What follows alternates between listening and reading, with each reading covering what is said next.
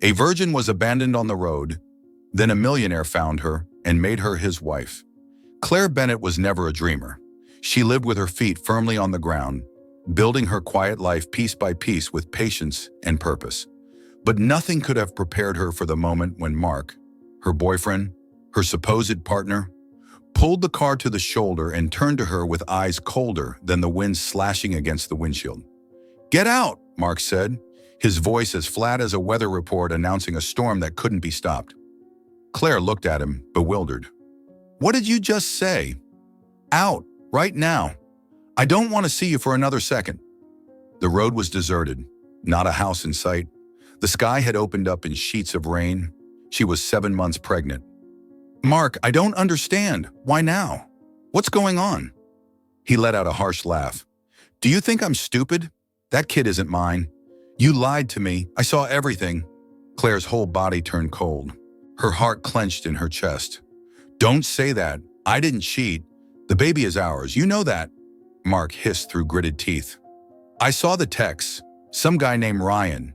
Don't pretend. You think I'm going to raise someone else's kid?" There were no words left, no explanations he'd believe. Claire knew then he had made up his mind. She clutched her bag tight, struggling to hold back tears. "Please don't do this. I have no one else. I'm about to give birth." "Not my problem." He stepped out, pulled her bag from the back seat and threw it onto the wet ground. No hesitation. Claire sat frozen, as if anchored to the seat, unable to process what was happening. "Out! If you don't move, I'll drag you myself." Shaking, she stepped out, hands instinctively wrapped around her belly, trying to protect the only thing she had left. The car spun away, tires screaming against the wet road. Claire stood there, soaked in rain, mud splashing up her skirt. She cried, finally breaking. Everything inside her collapsed. She bent over, hands on knees, gasping for air. She tried her phone. No signal. No one. Nothing. And then, the first contraction hit like thunder crashing from within. Claire clutched her belly and fell to her knees in the soaking dirt. She didn't know how long she was there, only that the pain kept coming harder. The rain fell heavier, and all she could do was pray that someone would come down this road before it was too late. The rain kept falling, relentless. Heavy drops pounded the muddy earth, forming thick, red puddles. Claire lay on her side beneath an old oak tree, her dress soaked and caked with dirt, her hair plastered to her face, pale and contorted in pain from contractions gripping her body from spine to belly. She no longer knew how long she'd been lying there. Every second felt like a battle. Between the storm, the cold, and the fear, her body was beginning to betray her. Her blurred vision couldn't tell rain from tears. She tried to call for help, but her voice came out hoarse and weak, a barely audible whisper. "Please, someone." Then, through the curtain of rain, a sound, an engine. In the distance, a pair of soft amber headlights pushed through the fog. A weathered gray pickup truck crawled down the narrow road, moving as if its driver wasn't entirely sure why he'd taken this route. Ethan Walker hadn't meant to take that road. He had just left town after picking up a few groceries and browsing the used bookstore. The storm had rolled in faster than the forecast warned. That stretch of road was notorious for being dangerous in the rain. But something, a quiet, gut-deep instinct, had nudged him to turn. Then he saw her. At first, it was just a blurred shape beneath the headlights. If not for the pale dress, smeared with mud, and the strands of long hair clinging to a face drained of color, he might have thought it was a rock or an abandoned trash bag. He slammed the brakes, his heart raced. For a moment, he didn't think. He just moved. Ethan jumped out, boots sinking into the wet ground. He rushed toward her, headlights casting a pale glow over her soaked figure. "Ma'am?" he called out, voice firm but cautious. "Can you hear me?" Claire's eyes opened. Just for a moment, they locked with his, eyes filled with fear and pain. "I think I'm having the baby," she whispered, and then she passed out. Ethan didn't hesitate. He dropped to his knees, gently lifting her into his arms, startled by how light she felt. She seemed made of porcelain, fragile and trembling against him. He opened the back door, lowered the seat, and carefully laid her down, draping a blanket over her trembling form. Every jolt in the road made him glance back to check if she was still breathing. The GPS struggled for signal. He tapped the screen, frustrated. Finally, it connected. Nearest hospital, 27 minutes. Each minute felt like an eternity. "I have to get her there in time," Ethan muttered. But what surprised him more was the voice in his chest, the one that whispered, "You were meant to find her." Inside him, something unfamiliar stirred, not just responsibility, something deeper. A stranger in the storm, lying on a road he had no reason to be on. But now she was here, in his truck, caught between life and labor. And he, Ethan Walker, the man who thought he'd spend the rest of his life alone, was doing everything he could to give her and the unborn child a fighting chance. Claire woke again as the truck swerved around a slippery curve. Pain ripped through her, and she let out a low moan. Ethan glanced into the rearview mirror. "You're awake. I'm getting you to the hospital. Just a few more minutes," he said, trying to keep his voice calm. She gasped for breath, eyes shut tight. I don't know if I can do this." "You can," Ethan said firmly, never taking his eyes off the road. "You and the baby are going to be okay. Trust me." She didn't know who he was, but something in his voice made her want to believe. Not because he was a savior, but because he was simply there, when no one else was.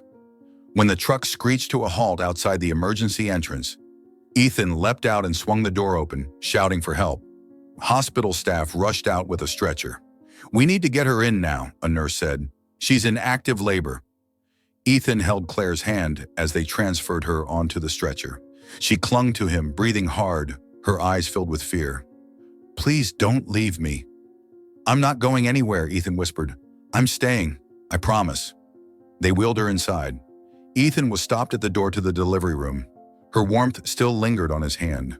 A woman he had never met before was somehow pulling him into a moment that felt more real than anything in years. He waited for what felt like hours. Rain streaked the hospital windows. The smell of antiseptic and the steady beep of machines filled the silence. A middle-aged doctor finally approached, mask pulled below his chin, eyes tired but kind. "Are you the partner of Claire Bennett?" Ethan stood. "I'm not officially, but I brought her here. She asked me to stay." The doctor nodded. "She's in active labor. No time for an epidural. The baby's heart rate is strong, but she's exhausted. She wants you in the room, if you're steady enough." Ethan's heart pounded. He didn't know why, but the request tightened something in his chest. "Yes, I'll go in." "Then suit up. Don't talk much. Just be there."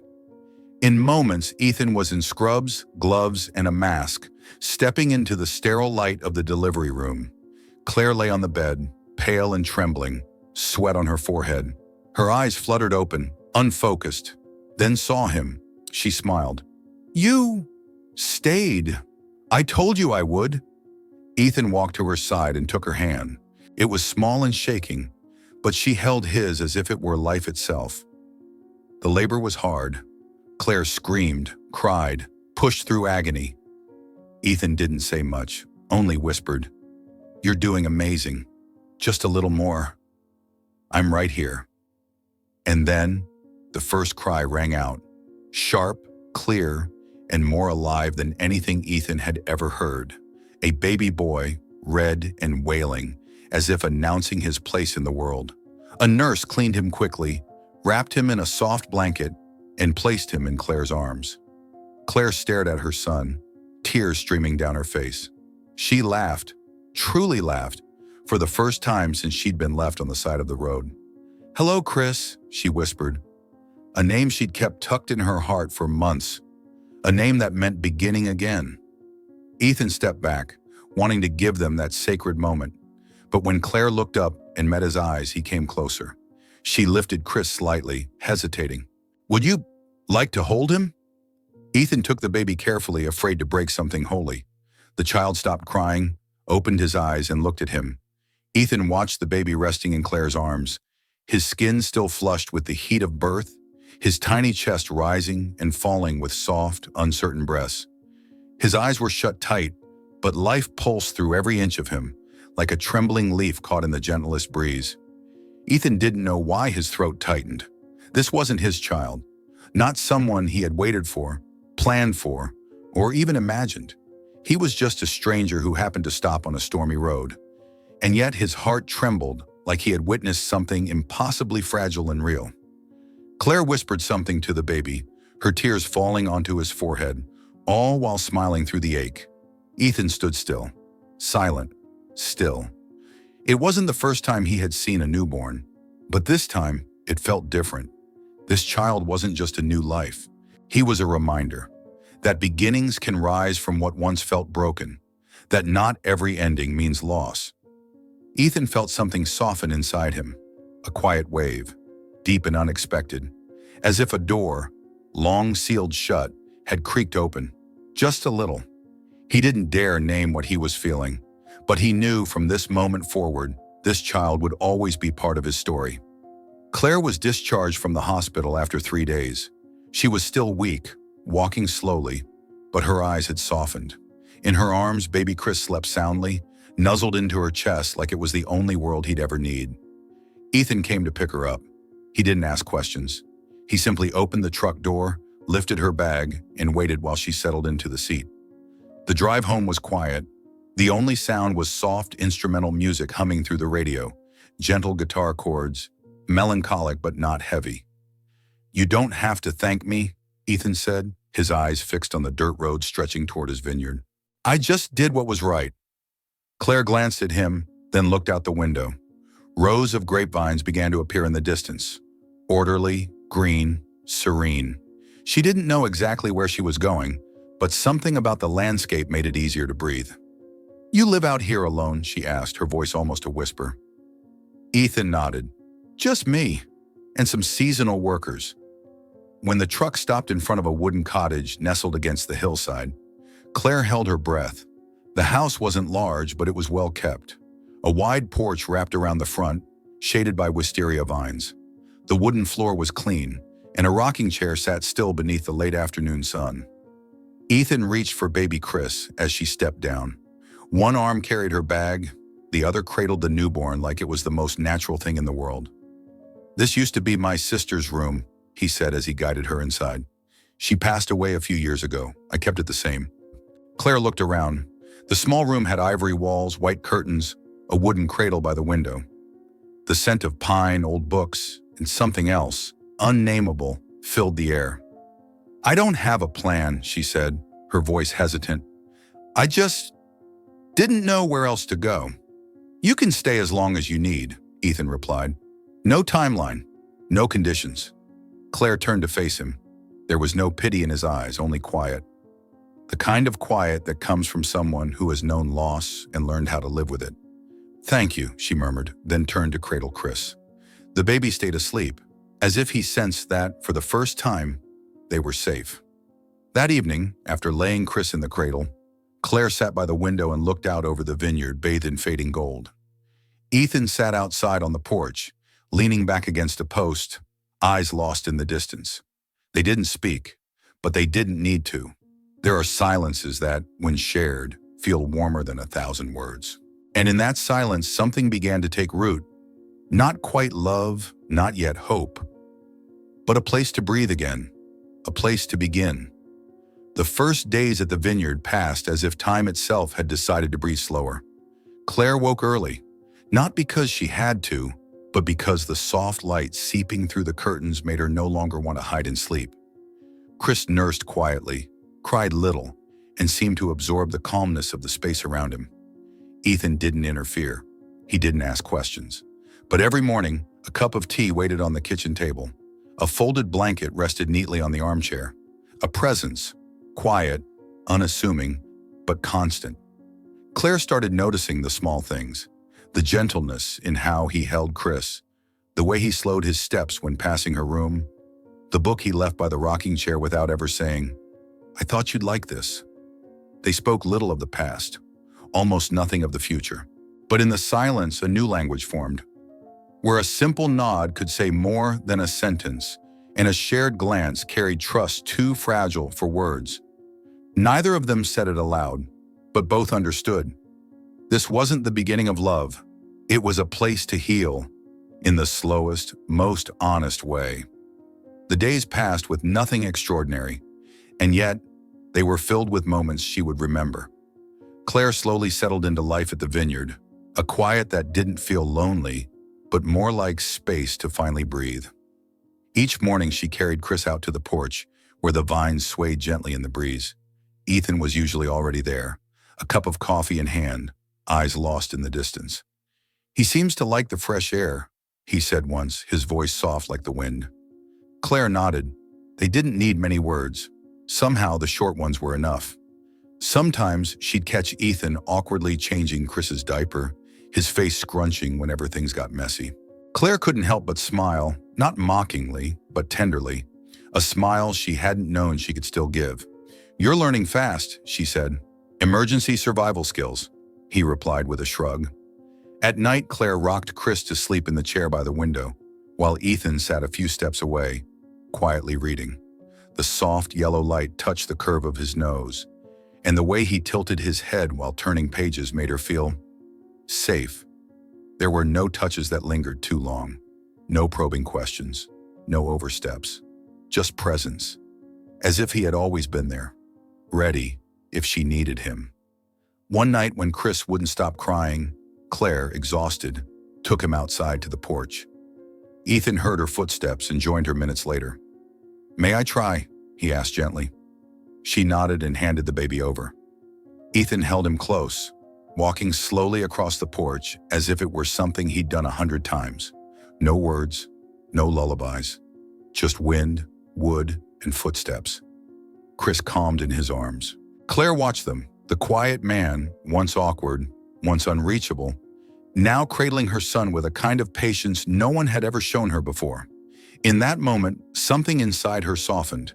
Not love, not yet, but a crack in the guarded shell, a quiet beginning of something real.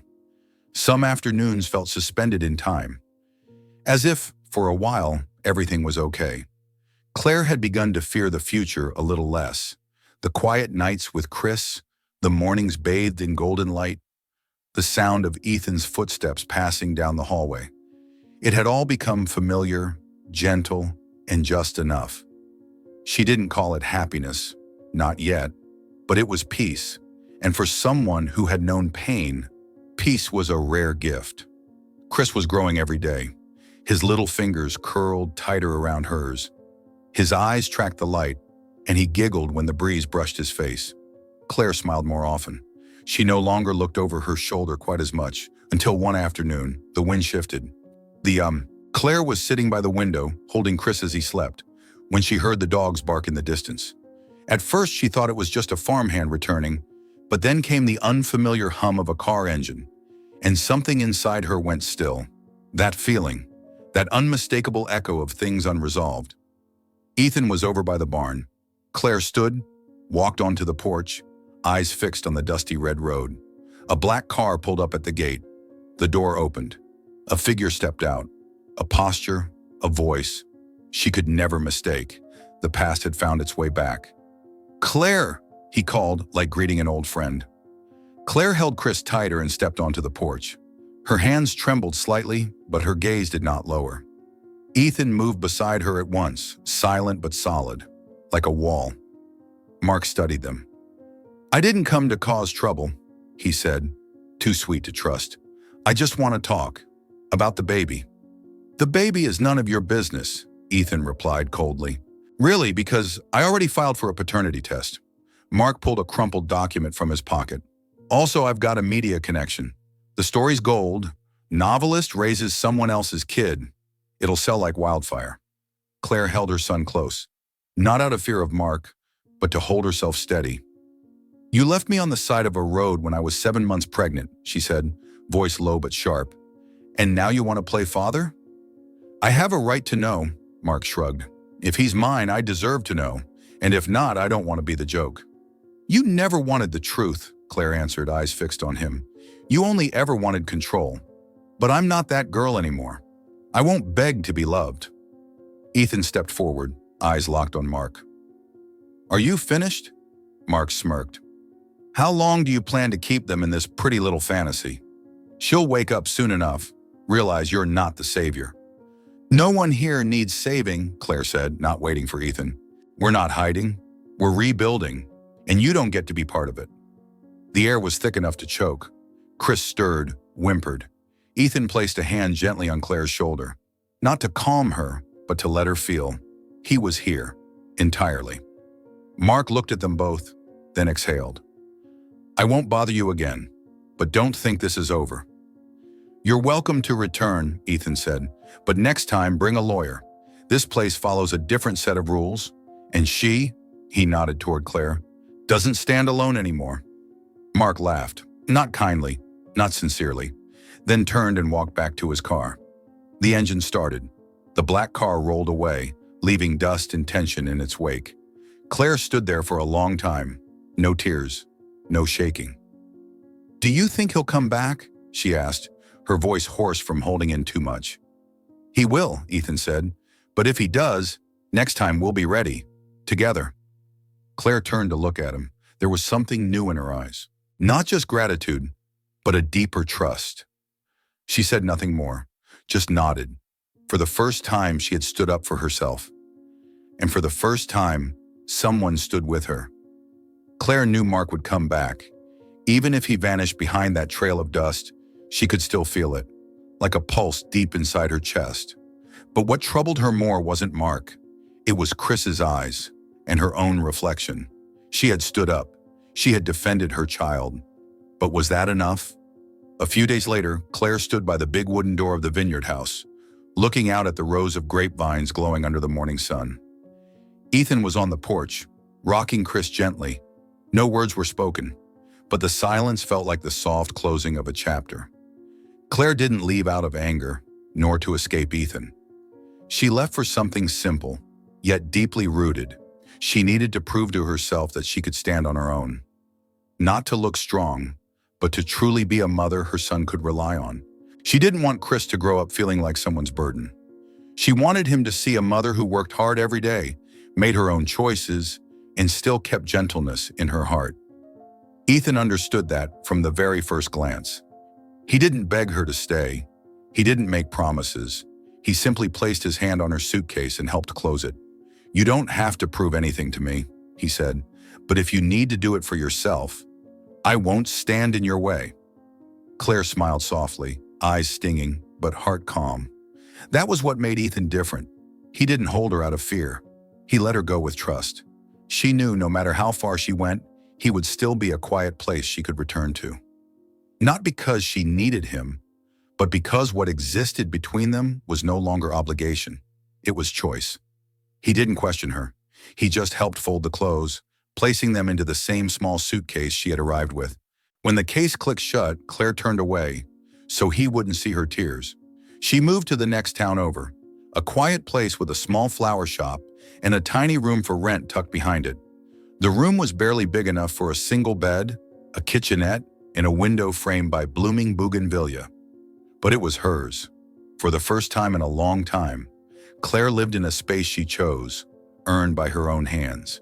She found work as an assistant at the local clinic. Each morning she'd drop Chris off with the flower shop owner, then walk across a few quiet streets to start her shift. Autumn came early in the small town where Claire now lived. Leaves piled across the flower shop's awning, and the air carried the scent of wood smoke from the first hearths of the season. Her mornings began with Chris's cries, a rushed cup of coffee, and a few quiet hours at the clinic. Life wasn't easy, but she never complained.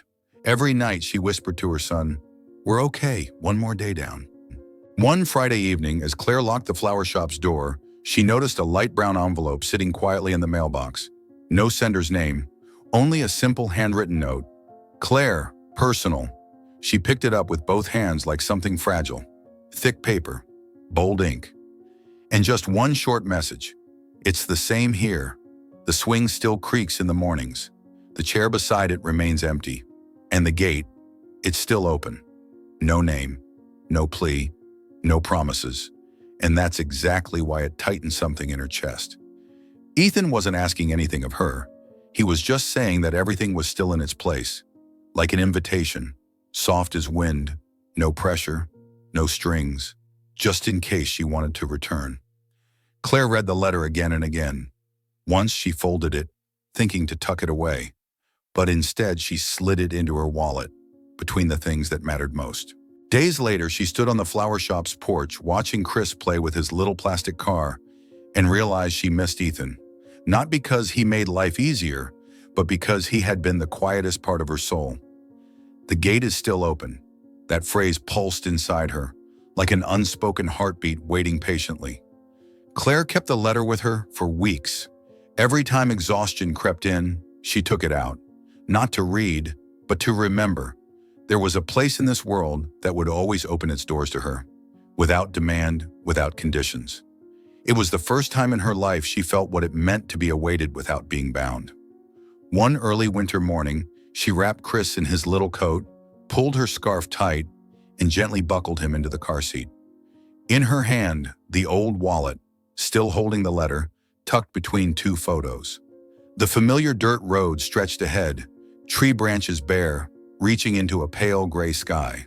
The car stopped where it all once began, the humble wooden gate Ethan had left open. He had kept his word. Ethan stood there, hands in pockets, leaning slightly into the breeze, eyes calm, without surprise, without question. He didn't move toward her. He didn't speak. Claire stepped out, holding Chris close. Each step over the fallen leaves was slow, deliberate. When she reached him, she paused. Her heart raced, but her voice didn't tremble. The silence between them held 1,000 unsaid things, pain, strength, and the kind of trust that doesn't ask for permission. "I'm not coming back because I'm weak." She took a steady breath. "I'm coming back because I choose you."